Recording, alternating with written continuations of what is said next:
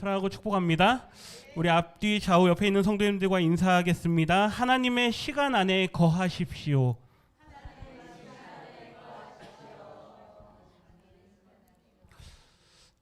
아멘이십니까? 하나님의 시간 안에 있는 삶, 그 삶이 참으로 복된 삶인 줄 믿습니다. 우리는 계속해서 시간이라는 주제로 말씀을 지난주부터 나누기 시작했습니다. 지난주에는 첫 시간으로 가장 원론적인 이야기를 좀 말씀을 드렸습니다. 하나님은 세상의 창조자이시면서 동시에 시간의 창조자이시다. 하나님의 의미의 시간인 카이로스의 주인은 하나님이시다. 그러나 인간의 불순종과 범죄함의 결과로 결국 우리가 죄의 노예가 된 것뿐만 아니라 하나님께서 우리에게 맡겨주신 그 시간이라고 하는 것도 결국 노예로 팔려가게 되었다. 그래서 그 팔려간 시간을 다시 사오라. 우리 중심으로 살아가는 그 시간 안에서 이제 하나님 중심으로 사는 삶으로 돌아오라라고 말하는 게 엑사고라조, 지난주에 말씀드렸던 속량하라, 세월을 아끼라라고 하는 이 말에 담겨있는 의미다라고 말씀을 드렸습니다. 결국 하나님의 시간으로 돌아간다는 것은 나 중심의 시간에서 하나님의 중심의 시간으로 돌아간다는 것을 의미한다라는 것이죠. 그래서 우리의 평생의 삶이 지난주에 마지막에 읽은 시편 기자의 고백처럼 내가 세상의 그 어떤 좋은 곳에서의 첫날보다 하나님의 궁정에서의 한날이 더 귀하고 아름답습니다. 그렇기 때문에 내가 성전의 문지기로 있다 할지라도 나는 그것을 선택하겠습니다. 이러한 선택과 고백을 하실 수 있는 그 삶이 결국 믿음의 삶이다라고 말씀을 드렸습니다. 오늘은 구약과 신약에서 이제 오늘은 구약의 말씀을, 다음 주에는 신약의 말씀을 본문으로 해서 하나님의 시간을 살아간 사람들, 그 사람들의 모습을 우리가 한번 살펴보면서 우리의 삶에 적용하는 그러한 시간을 갖고자 합니다. 오늘은 구약에서 대표적인 예를 함께 좀 보기를 원하는데요. 오늘 읽은 본문 말씀 신명기는 광야에서 태어난 출애굽 2세대의 백성들에게 모세가 남기는 그의 마지막 유언과도 같은 말씀입니다. 애굽에서 노예로 살다가 나온 사람들, 애굽을 경험하던 사람들이 아니라 광야에서 태어난 2세대들에게 남기는 말씀입니다. 그것이 어떤 의미가 있는지 이따 뒤에 가서 함께 말씀을 통해 나누고, 먼저 우리가 오늘 말씀을 통해서 깨닫게 되는 것은 하나님께서 이 세대 백성들에게, 광야에서 태어난 그 자녀된 자들에게 과연 무엇을 말씀하시는가, 이것에 우리가 초점을 맞춰서 함께 말씀을 좀 나누도록 하겠습니다. 하나님께서는 아브라함과 약속하셨던 것처럼 이스라엘 백성들이 종되었던 그 애굽 땅에서 그들을 인도해 내십니다. 그리고 가나안 땅으로 인도해 가겠다라고 말씀하시죠. 잘 아시는 것처럼 10가지 재앙을 애굽 땅에 내리십니다. 그리고 그들이 이제 애굽에서 나오게 되고 홍해를 건너는 기적을 경험하죠. 광야에서 만나를 먹게 되고 물을 공급하시는 전능하신 하나님을 경험하게 됩니다. 그들은 출애굽 1세대들입니다. 그러나 여호수아와 갈렙을 제외한 애굽에서 나온 출애굽 1세대들은 하나님의 구원을 수차례 경험했음에도 불구하고 하나님께 대한 불순종과 불신앙으로 결국은 약속의 땅 가나안 땅에는 들어가지 못하게 됩니다. 그들은 전부가 다 광야에서 죽고 말게 되죠. 모세는 오늘 말씀을 듣고 있는 광야에서 태어난 그들의 자녀들에게 너희가 왜 광야에 40년이라는 시간을 지내야만 했는가? 그리고 하나님께서 너희들을 광야에서 그 40년의 세월을 어떻게 인도하셨는가? 그것을 기억하라 말씀합니다. 우리 1절 말씀을 같이 한 번 더 뜻을 생각하시면서 읽어봅니다. 1절입니다. 내가 오늘 명하는 모든 명령을 너희는 지켜 행하라. 그리하면 너희가 살고 번성하고 여호와께서 너희 조상들에게 맹세하신 땅에 들어가서 그것을 차지하리라. 아멘. 말씀해 보시면 너희에게 약속된 땅이 있다. 그런데 중요한 건 이 약속의 땅은 광야에서 태어난 이 출애굽 2세대들에게 하신 약속이 아닙니다.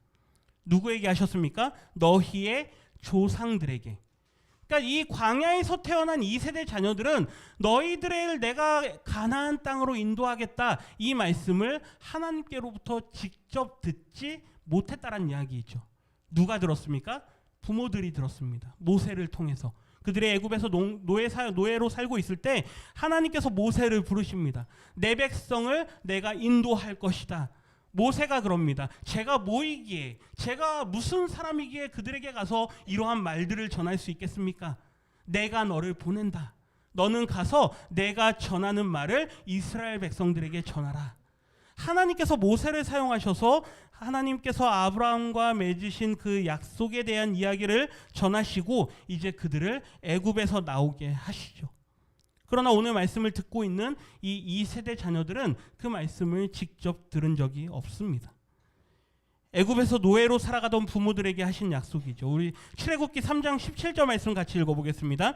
내가 너희를 애굽의 고난 중에서 인도하여 내어 적과 꿀이 흐르는 땅 곧 가나안 족속, 헷 족속, 아므리 족속, 브리스 족속, 히위 족속, 여부스 족속의 땅으로 올라가게 하리라. 아멘. 이 말씀은 누구에게 하신 말씀입니까? 출애굽한 1세대들에게 하신 말씀입니다. 너희들이 이 땅에서 고난을 당하면서 신음하는 그 소리를 내가 들었다. 그래서 내가 아브라함과 옛적에 맺었던 그 약속을 기억해냈다. 이제 내가 너희들을 구원할 것이고 너희들을 저 가나안 7족속에 살고 있는 가나안 땅으로 인도하여 갈 것이다. 사실 출애굽과 가나안 정복은 쉽게 끝날 수 있는 일이었습니다. 애굽에 내린 10가지 재앙 이후 출애굽해서 홍해를 건너고 시내산에서 율법을 받고 가나안으로 진군해서 그 땅을 점령하고 땅을 분배하고 정착해서 살면 되는 일입니다. 40년이나 걸릴 일이 아니었다란 이야기이죠. 쉽게 끝날 수 있는 일이었습니다. 민족적 단위의 수백만 명이 이동하는 그러한 이동이었다라는 것을 감안하더라도 길게 잡아도 1년이면 충분히 정착까지 할 수 있는 일이었습니다. 말씀에 순종하고 가라면 가고 멈추라면 멈추고 싸우라면 싸우고 취하라면 취하고 정복하라면 정복하고 하면 되는 일입니다. 누가 도우시니까요? 하나님께서 도우시는 일이기 때문에 가라 그러면 가면 됩니다. 멈추라 그럼 멈추면 됩니다. 그런데 이스라엘 백성들이 광야에서 몇 년을 보냅니까? 40년을 보냅니다. 그 와중에 애굽에서 나온 1세대 부모들은 말씀드린 것처럼 여호수아와 갈렙을 제외하고는 모두가 다 광야에서 죽고 맙니다. 오늘 모세도 이 설교를 마치고 나면 결국 가나안 땅에 들어가지 못하고 그 역시 죽음을 맞이하게 됩니다. 우리 2절 상반절 말씀을 같이 읽어보겠습니다. 내 하나님 여호와께서 이 40년 동안에 내게 광야길을 걷게 하신 것을 기억하라. 아멘. 말씀을 잘 보십시오. 이 말씀은 2세대 자녀들에게 하는 말씀이라 그랬습니다. 하나님께서 너희들을 광야 몇 년이요? 40년을 뭐 하게 하셨다. 이해가 되십니까? 걷게 하셨다. 이 말이 무슨 말입니까? 40년이라는 시간은 하나님의 의도한 시간이란 이야기입니다. 하나님께서 이스라엘 백성들을 40년 동안 걷게 하셨다라는 것이죠. 왜 이스라엘 백성들이 40년을 걸어야 했는가? 뭐 잘 알고 있는 내용이지만 민수기에서 그 말씀을 찾아볼 수 있습니다. 결국 그들의 부모들의 불순종 때문인데요. 민수기 14장 33절을 같이 읽습니다. 너희의 자녀들은 너희 반역한 죄를 지고 너희의 시체가 광야에서 소멸되기까지 40년을 광야에서 방황하는 자가 되리라. 아멘. 그들의 부모 세대들이 하나님의 말씀에 불순종했기 때문에 그들이 몇 년 동안 40년 동안 너희의 시체가 광야에서 온전히 소멸될 때까지 그 시간을 하나님께서 40년으로 잡으신 겁니다. 출애굽 1세대들이 가나안 땅에 들어가지 못하고 광야에서 모두 죽어야 하는 이유는 분명 그들의 불순종과 불신앙에 대한 결과라고 생각할 수 있습니다. 너희의 죄에 대한 심판은 결국 가나안 땅에 들어가지 못하는 것이다. 광야에서 다 죽는 것이다. 그런데 그들의 부모들의 죄가 당대에서 끝나지 않고 누구에게까지 이어지고 있습니까? 자녀들에게까지 이어지고 있습니다. 분명 첫 번째 이유는 부모 세대의 불순종 때문입니다. 그렇다면 자녀들의 입장에선 어떨까요? 억울하겠습니까? 안 억울하겠습니까? 억울할 수 있습니다. 만약 그 이유 때문이라면. 단 하나, 부모들이 잘못했기 때문에 우리가 이런 허송세월 40년을 보내야 되나? 이러한 마음이라면 얼마나 부모들을 뭐 할까요? 원망하죠. 그런데 과연 그러한 이유 때문만이냐? 성경은 우리에게 그렇게 말하지 않습니다. 두 번째 이유를 말하는데요. 오늘 본문 2절 하반절 말씀을 같이 읽어봅니다. 이는 너를 낮추시며 너를 시험하사 내 마음이 어떠한지 그 명령을 지키는지 지키지 않는지 알려 하심이라. 아멘. 40년을 걷게 하신 이유는, 첫 번째 이유는 그들의 부모들의 죄 때문입니다. 그거는 분명하죠. 그런데 또 다른 이유가 뭐냐? 하나님께서 너희를 낮추시며, 이 낮추다라는 말이 단련시키다란 말입니다. 몰아넣다란 이야기입니다. 힘든 상황으로, 극한의 상황으로 그들을 몰아넣으셔서 너희를 시험하셔서 너희의 마음이 어떠한가, 말씀을 지키는가 지키지 않는가, 너희의 부모들처럼 불순종하고 불신앙의 길로 빠지는가, 아니면 너희들이 내 말에 전적으로 의지하며 살아가는가, 이걸 보시기를 원하셨다는 얘기죠. 그 시간이 몇 년이요? 40년. 또 다른 의미에서 광야의 40년은 다음 세대를 준비하고 세대 교체를 준비하는 시간이었다라고 하는 것입니다. 애굽에서 살다 나온 부모 세대는 겉으로는 아브라함의 자손입니다. 언약의 자손이라 하지만 사실 400년 이상을 애굽에서 노예 생활을 하면서 이미 그들의 근성이, 그들의 뼛속 깊이 애굽화가 되어져 버렸습니다. 그들의 생활 속에, 그들의 사상 속에 뼛속 깊이까지 이미 벌써 노예 근성이 사로잡고 있다는 이야기이죠. 출애굽 이후 그들의 모습을 한번 생각해 보십시오. 하나님의 백성이라고는 하지만 원망하고 불신하고 거역하고 우상 숭배하는 그들의 모습입니다. 육신적으로는 수백만 명에 달하는 큰 민족으로 번성했지만 믿음의 부흥은 일으키지 못했다라고 하는 것이죠. 애굽에서 사는 400년 동안 선지자도 없었고 하나님의 말씀도 임하지 않았습니다. 하나님을 찾는 사람들도 없었습니다. 그저 숫자만 늘어났을 뿐인 것이죠. 물론 숫자가 늘어나는 것도 하나님의 약속과 계획 가운데 이루어진 일입니다.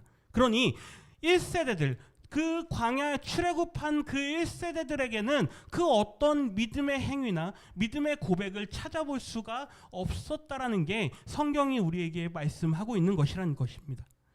400년 동안 내려오면서 애굽화된 그 기성세대들, 그들은 가나안에서 하나님의 나라를 이루며 하나님의 말씀을 따라 살아가기에는 이미 너무나도 애굽의 문화와 사상에, 그리고 노예라고 하는 그들의 그 근성에 뿌리 뼛속 깊이까지 그 습성이 자리 잡고 있기 때문에 하나님께서 결국 그들의 변하지 않는 모습을 보시면서 너희들은 안 되겠다 라고 결심을 하신 것이죠.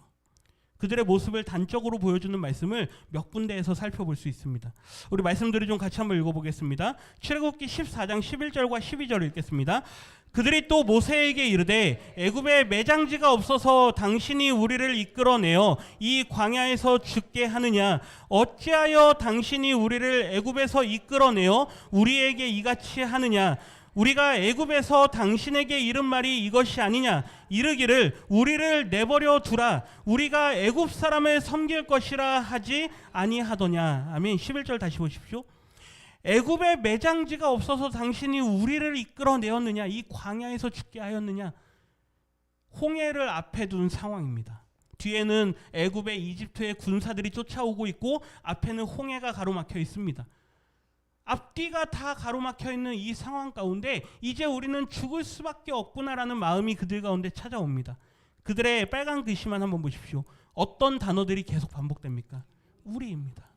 우리를 애굽에서 이끌어내요. 우리에게 이렇게 행하느냐? 12절 보십시오. 우리가 애굽에서 당신에게 이른 말이 이게 아니냐? 우리를 어떻게 하라? 내버려 두라. 우리가 어떻게 하겠다? 애굽 사람들을 섬기겠다. 하나님은 너희를 자유롭게 하겠다라고 말씀하시는데 그들은 우리는 스스로 노예로 사는 게 좋다. 뼛속 깊이 노예 근성에 젖어들어 있는 그들입니다. 누구 중심입니까? 자기 중심입니다. 우리 중심입니다. 출애굽기 17장 3절 말씀 읽겠습니다.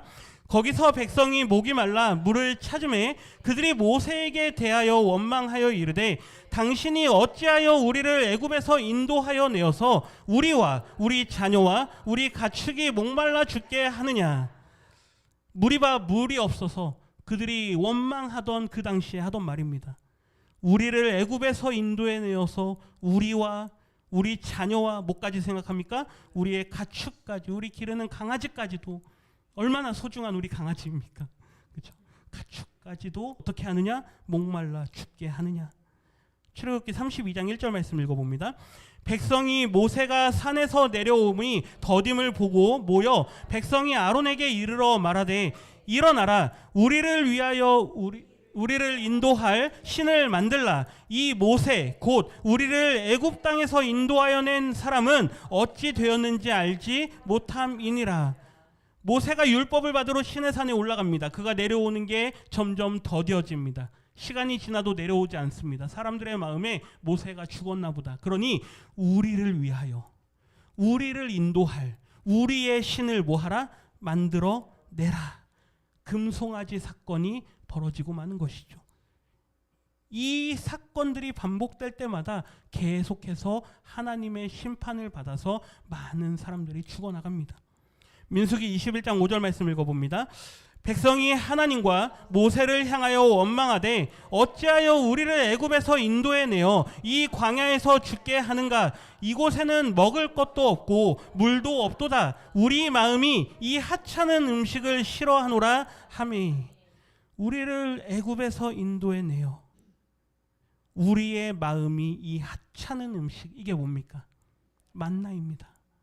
매일매일 은혜로 주시는 그 만나를 뭐라고 부릅니까? 하찮은 음식. 우리의 마음이 이걸 싫어한다.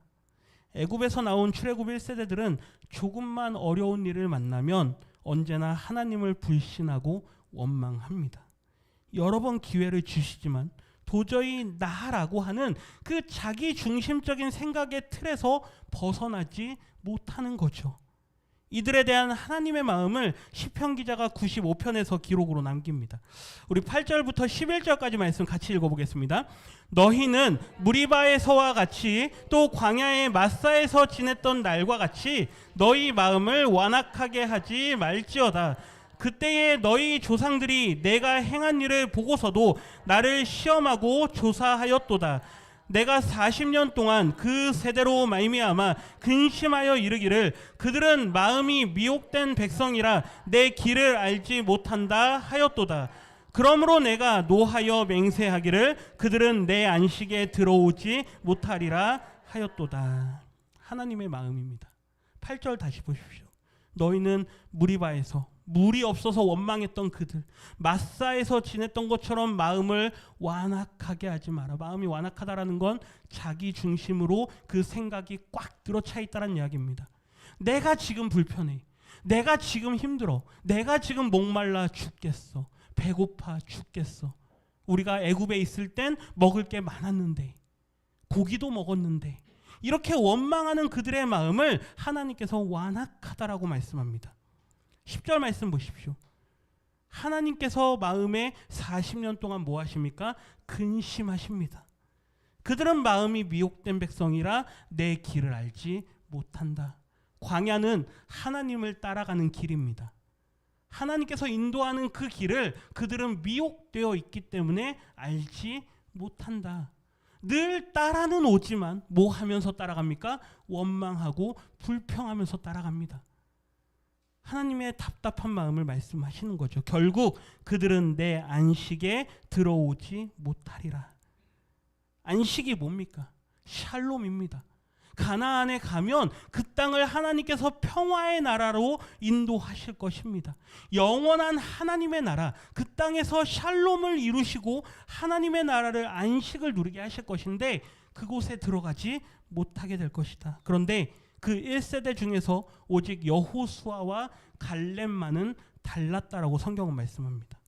그들의 언어는 나 언어가 아닙니다. 우리 언어가 아닙니다. 그들의 주어는 하나님인 걸 우리는 성경을 통해서 볼 수 있죠. 민수기 14장 8절 말씀 읽어보겠습니다.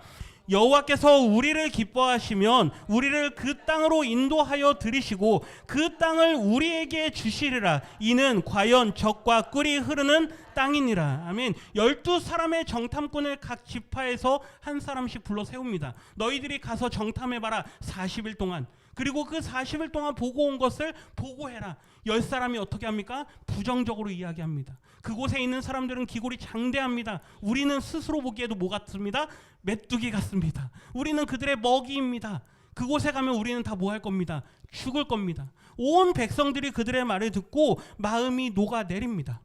그런데 여호수아는 다릅니다. 주어를 누구로 사용합니까? 여호와께서. 그리고 우리라고 하는 단어를 목적어로 사용합니다. 하나님이 주어시면 우리는 언제나 그 대상이 되는 것입니다. 하나님이 주어시면 하나님께서 우리를 어떻게 사용하시느냐, 하나님께서 우리를 어떻게 인도하시느냐, 우리에게 무엇을 베푸시느냐, 그것을 고백할 수 있는 것이죠. 저를 한번 따라해 주시겠습니까? 여호와께서 우리를 기뻐하시면. 이게 여호수아의 고백입니다. 갈렙은 어떻습니까? 여호수아 12장 12절 말씀 읽어봅니다.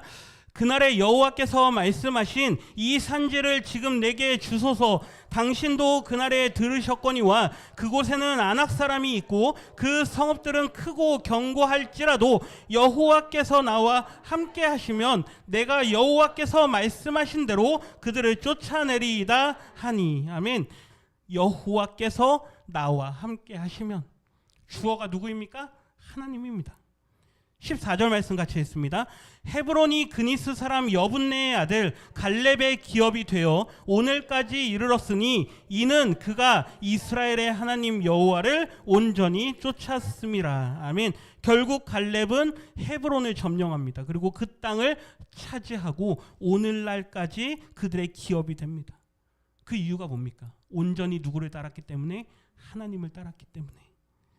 여호수아와 갈렙은 애굽 세대이면서도 가나안에 들어갔고 땅을 점령하였습니다. 그들은 새로운 마음과 생각을 가졌기 때문이죠. 새로운 마음과 생각이 뭡니까? 하나님 중심의 생각입니다. 하나님을 주어로 하고 하나님을 중심에 놓고 사는 사람들만이 하나님의 시간 안으로 들어갈 수 있다라고 하는 것이죠. 다시 돌아갑니다. 하나님께서 오늘 출애굽 2세대 광야에서 태어난 자녀들을 몇 년 동안 돌리셨다고요? 40년. 그 40년 동안 돌리신 이유가 뭐냐? 그들을 훈련시키시고자. 그들은 기적을 경험하지 못했습니다. 10가지 재앙을 보지도 못했습니다.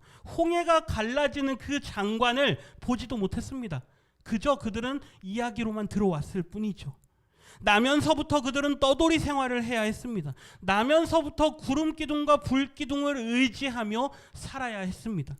나면서부터 만나를 주식으로 먹으며 살아야만 했던 세대입니다. 그들에게는 다른 어떤 선택권이 없었습니다. 애굽에 내린 10가지 재앙, 홍해가 갈라지는 것, 그러한 극적인 하나님의 구원을 경험하지 않아도 원망과 불평의 세대가 사라지고 아주 자연스럽게 하나님의 은혜 속에서 살아가는 법을 그들의 삶에 온전히 장착될 때까지 걸린 시간이 몇 년이냐? 40년이란 이야기죠. 그 40년을 하나님께서 원하셨다라고 말씀하는 것입니다. 이 40년의 시간이 어떤 시간이냐? 하나님의 카이로스의 시간입니다. 이제 광야에서 가나안으로 들어가야 될 그들이 이 광야의 시간을 지나면서 하나님의 시간을 경험하기를 하나님께서는 원하시는 것이죠. 그러면서 아까 읽은 말씀 끝부분에 하나님께서 알기를 원하노라. 너희가 하나님을 알기를 원하노라 라고 말씀한 것처럼 우리가 의지하며 살아갈 분은 누구이다? 오직 하나님이시다. 신명기 8장 3절 말씀 읽어보겠습니다. 너를 낮추시며 너를 줄이게 하시며 또 너도 알지 못하며 내 조상들도 알지 못하던 만나를 내게 먹이신 것은 같이 했습니다. 계속 넘겨주세요. 사람이 떡으로만 사는 것이 아니오 여호와의 입에서 나오는 모든 말씀으로 사는 줄을 내가 알게 하려 하심이라. 아멘. 광야 40년의 시간의 목적이 뭐냐? 오직 너희 출애굽 2세대들아, 너희들이 가나안 땅에 들어가면 이제부터는 누구의 말씀으로만 살아가느냐? 하나님의 말씀으로만. 그걸 예표적으로 보여준 게 뭡니까? 만나입니다. 그런데 1세대들은 뭐라 그럽니까? 하찮다. 그렇죠? 이 하찮은 음식이 싫다라고 말합니다. 하나님의 뜻을, 하나님의 길을 그들은 알지 못한다라고 말하는 시편 기자의 고백처럼 그들은 만나를 보면서도 이게 뭐냐 그럴 뿐입니다. 만나의 뜻이 그겁니다. 이게 뭐냐?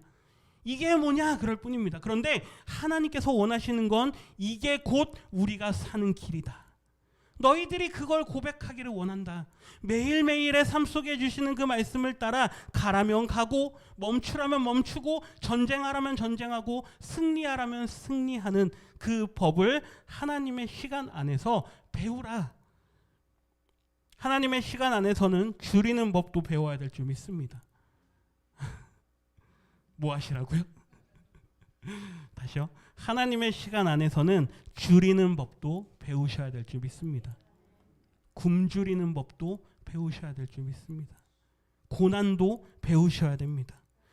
매일매일 공급하시는 만나로 배를 겨우겨우 채워가면서도 하나님께 감사하는 법을 배우셔야 될 줄 믿습니다. 하나님의 말씀을 상징으로 보여주는 게 만나입니다. 카이로스의 시간 안에서 사는 방법은 매일매일 주시는 하나님의 말씀을 따라 살아가는 것입니다. 오늘 이 세상을 살아가는 것을 광야를 살아간다라고 말합니다. 맞습니다.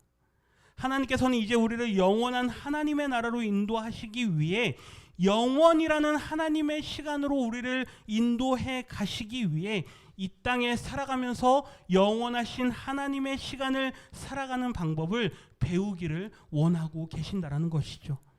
그 방법이 3절입니다. 매일매일 하나님의 말씀을 따라 살아가라. 순종하라. 우리에게 주시는 일용할 양식을 주시옵고 이 기도를 할 때마다 만나를 떠올리면서 매일의 삶에 주시는 말씀으로 내가 살아가겠습니다. 이 양식은 곧 나에게 주신 하나님의 말씀입니다. 이것을 떠올리며 살아가라라고 하는 것이죠. 만나를 떠올리라. 만나는 뭐다? 하나님의 매일의 양식이다. 이 공식을 떠올리셔야 됩니다. 이스라엘 백성들은 크로노스에 흘러가는 40년이라는 세월의 역사 속에서 영원하신 하나님의 시간을 경험합니다. 4절 말씀 우리 같이 읽어보겠습니다. 이 40년 동안에 내 의복이 헤어지지 아니하였고 내 발이 부르트지 아니하였느니라. 아멘. 40년 동안 내 의복이 헤어지지 않았다. 내 발이 부르트지 않았다. 과학에서 연력학 제2법칙이 있습니다. 엔트로피 법칙이라 그러는데요. 같이 한번 읽어보겠습니까? 빨간 글씨. 시간이 흐르면 모든 것은 자연스럽게 무질서해진다라는 게 자연의 법칙입니다. 이게 무슨 말입니까? 물을 여기에 아주 깨끗한 물을 여기다 떠다 놨지만 시간이 흐르면 이 물은 어떻게 됩니까? 무질서해집니다. 부패해집니다. 모든 물질은 그대로 두면 시간이 흐름에 따라 뭐 하게 돼 있습니까? 부패해지게 돼 있습니다. 무질서입니다. 그런데 40년이라는 시간을 너희들이 지내면서 너희의 의복이 뭐해지지 않았다? 헤어지지 않았다. 너희의 발이 뭐하지 않았다? 부르트지 않았다. 너희의 일반 자연 법칙을 거스르는 게 바로 누구의 시간이냐? 하나님의 시간이다. 너희의 그 40년이라는 시간 동안 내가 너희를 내 영원의 시간으로 붙들어서 너희를 여기까지 인도했다. 하나님께서 그의 독수리의 날개로 너희를 업어서 인도해 왔다라고 말씀합니다. 지금 우리가 살아가는 이 시간은 하나님의 영원이라고 하는 시간을 훈련하고 배워가는 시간입니다. 그러니 이 시간을 살면서 나를 주장하실 수가 있겠습니까? 6절 말씀 우리 같이 한번 읽어보겠습니다. 내 하나님 여호와의 명령을 지켜 그의 길을 따라가며 그를 경외할지니라. 아멘. 광야는 어떤 곳이냐? 하나님의 시간을 걷는 훈련을 하는 곳입니다. 언제까지요? 영원하신 하나님의 나라에 들어가서 그 영원한 하나님 나라의 삶을 살아가기 위해서. 이제 광야의 40년이 끝납니다. 그러면 끝입니까? 아닙니다. 훈련이 끝났으니 이제 이스라엘 광야 2세대 자녀들에게는 실전이 남아 있습니다. 요단강을 건너야 됩니다. 저 앞에 요단강을 건너면 여리고성이 있고 여리고성을 시작으로 해서 전쟁을 치러 가야 됩니다. 이제 그들에게 하나님께서 무엇을 요구할까요? 나의 말씀에 순종하는 그 법을 40년 동안 너희가 배워왔으니 이제는 그 말씀에 순종하여서 뭐하라? 전쟁을 치르라. 그리고 그 전쟁에서 승리하고 그 땅을 차지해라. 요단강을 건너려면 옛날 홍해를 건너듯이 하나님께서 일방적으로 갈라주시지 않습니다. 하나님의 임재의 상징인 법궤를 메고 있는 제사장들을 앞세우고 그들이 먼저 강물에 발을 담그라 말씀합니다. 말씀에 순종해야 강물이 갈라지게 되는 것이죠. 가나안을 그냥 들어가라 말씀하지 않습니다. 땅을 정복하라 말씀합니다. 하나님께서 싸우라라고 하면 가서 싸워야 됩니다. 멈춰서라 하면 가서 멈춰서는 것이죠. 손에 무기를 들고 나가는 게 아닙니다. 하나님께서 횃불을 들고 나가라, 항아리를 들고 나가라, 찬양하며 나가라, 함성을 치며 나가라 하면 우리의 상식으로는 말이 안 돼도, 병법으로는 말이 안 돼도 그걸 따라서 전쟁을 치르는 게 이스라엘 백성들의 승리 공식입니다. 40년 동안 뭘 훈련했습니까? 그 말씀을 따라 사는 걸 훈련했습니다. 이제 그걸 보기를 원하시는 것이죠. 하나님의 시간표 안에 살아가는 인생은 이렇게 살아갑니다. 그게 하나님 보시기에 선한 것이죠. 노아도 남들이 비웃고 무시하며 손가락질할 때 말씀을 따라 방주의 모든 규격과 재료들을 하나님께서 지정해 주셨습니다. 그 모든 말씀을 따라 120년 동안 방주를 지었습니다. 그 시간이 어떤 시간입니까? 카이로스의 시간입니다.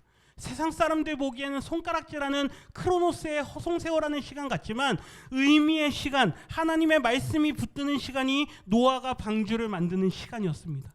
이제 그 방주에 들어가라. 너희를 구원하겠다. 믿음의 조상 아브라함은 어떻습니까? 그 역시 어디로 갈지 모르지만 가라라는 그 말씀을 따라서 가나안 땅까지 순종해서 갑니다. 요셉은 어떻습니까? 말도 안 되는 시간을 보냅니다. 형들에게 팔리고 억울하게 누명을 쓰고 감옥에 갇힙니다.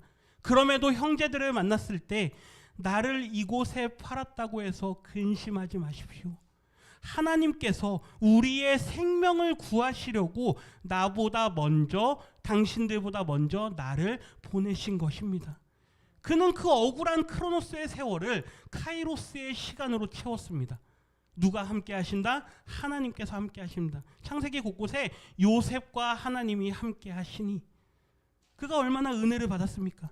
다윗은 어떻습니까? 장인인 사울이 죽이려고 하고 아들 압살롬이 죽이려고 합니다. 광야에 쫓겨나서 그곳에서 억울한 시간을 보내지만 거기에서 누구를 찬양합니까? 하나님을 찬양합니다. 얼마나 많은 시편을 지어놨습니까?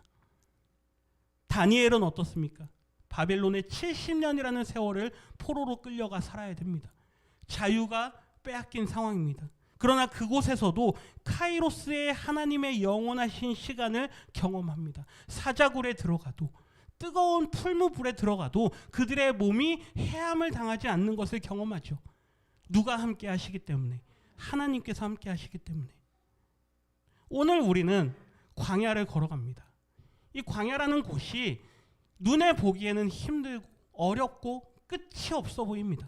그럼에도 불구하고 이 길을 우리가 끝까지 걸어가야 하는 이유는 하나님을 중심으로 살아가는 그 법을 우리에게 가르치시기 원하시기 때문이라는 것이죠. 청년들과 한때 많이 불렀던 찬양이 하나 있습니다. 광야를 지나며 라는 찬양인데요. 제가 가사를 좀 읽어드리겠습니다. 왜 나를 깊은 어둠 속에 홀로 두시는지, 어두운 밤은 왜 그리 길었는지, 나를 고독하게, 나를 낮아지게, 세상 어디도 기댈 곳이 없게 하셨네. 마치 출애굽 2세대들의 고백과 같습니다. 광야에 서 있네. 주님만 내 도움이 되시고 주님만 내 빛이 되시는, 주님만 내 친구 되시는 광야. 주님 손 놓고는 단 하루도 살 수 없는 곳 광야. 주께서 나를 사용하시려, 나를 더 정결케 하시려 나를 택하여 보내신 그곳 광야. 성령이 내 영을 다시 태어나게 하는 곳 광야에 서 있네. 내 자아가 산산이 깨지고 높아지려 했던 내 꿈도 내려놓고 오직 주님 뜻만 이루어지기를, 나를 통해 주님만 드러나시기를. 언제요? 광야를 지나며 하나님의 시간 안으로 돌아오십시오. 크로노스의 시간 안에서 영원하신 하나님의 카이로스의 시간을 경험하며 살아가시기를 주님의 이름으로 축원합니다.